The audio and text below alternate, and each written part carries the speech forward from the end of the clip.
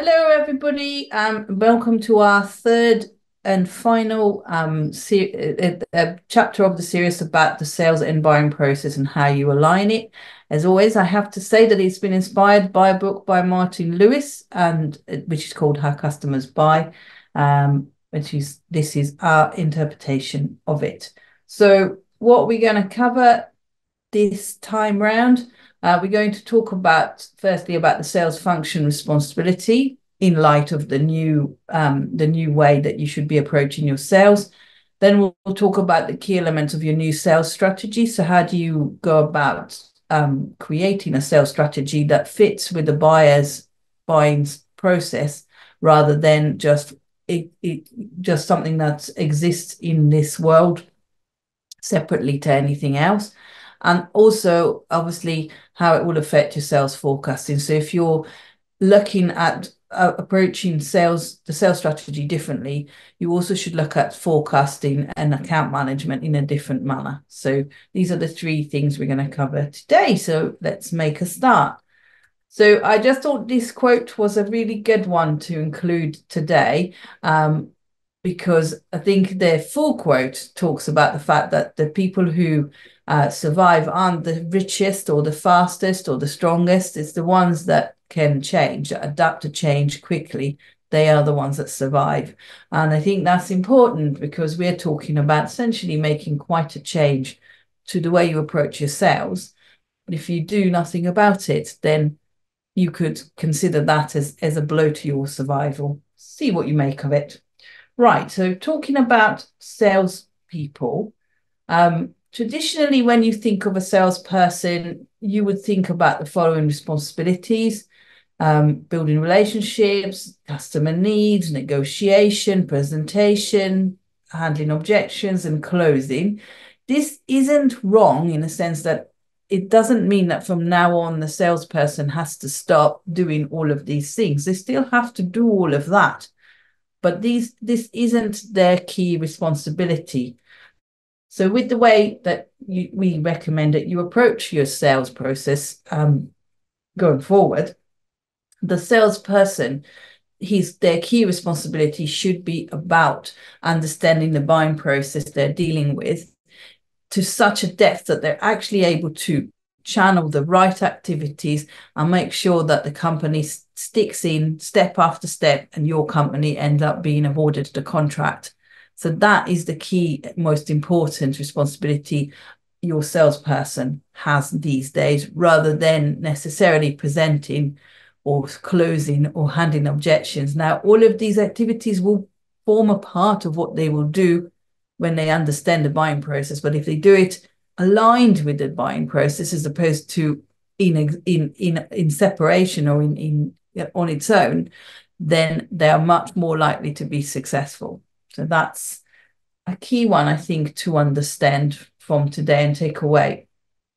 So how do you go about aligning the sales strategy?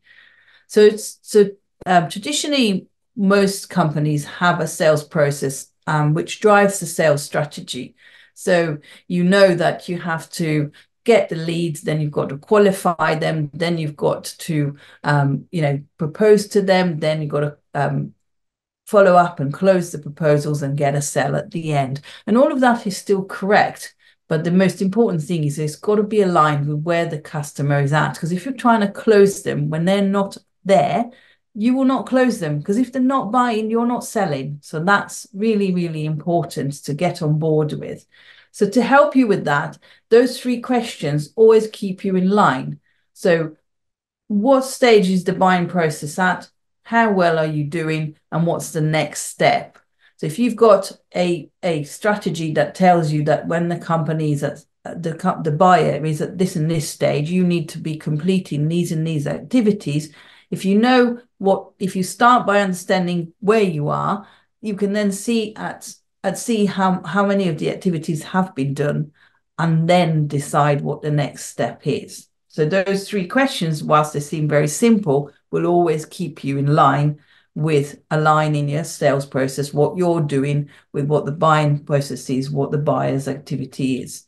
So in other words, we're looking at what step is the customer in their buying journey? So are they currently just collating information?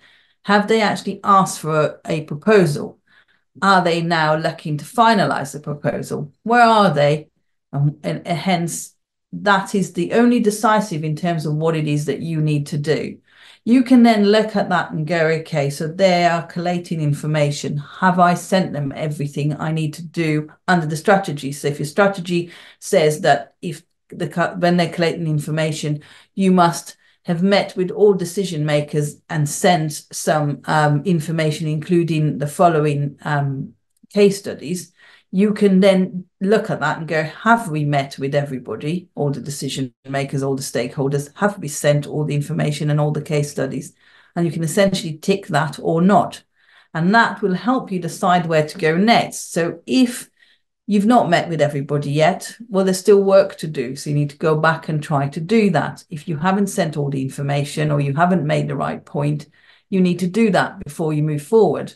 On the other hand, if you've done everything and you feel that you are, well on top of it and you know what's going on and you've spoken to everyone, then you're doing the right thing and you can move on to the next stage, depending on where the customer is. So if they've moved on, you've done everything, then you can move on and start doing the activities that are relating to the next stage. So taking that into account, you also need to look at your sales forecasting, because often with sales forecasting, what we tend to do is sort of put some sort of a percentage against each opportunity, and we call them different things. So, they might be a suspect if we haven't made a communication yet.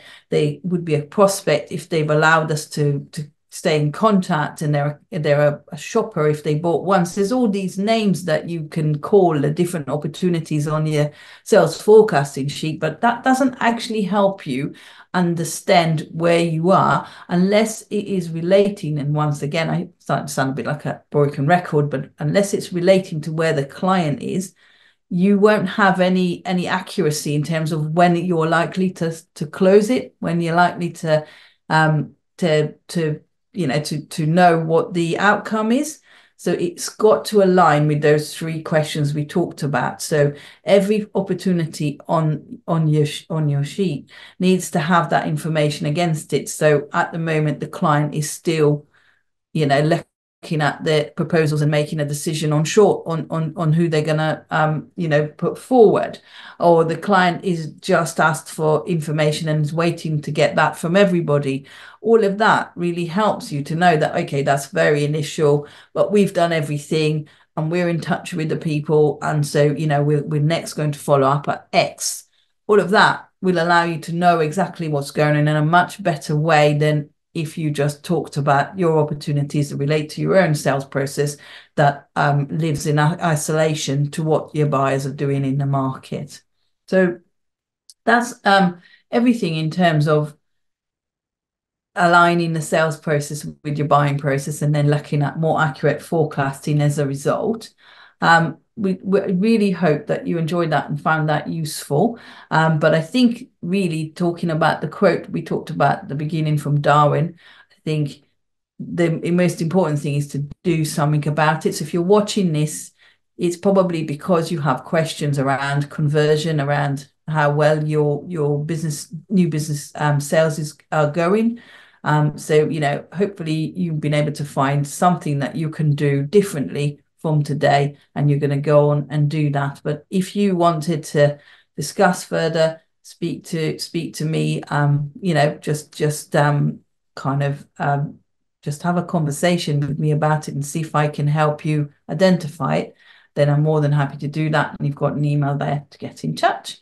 Thank you very much.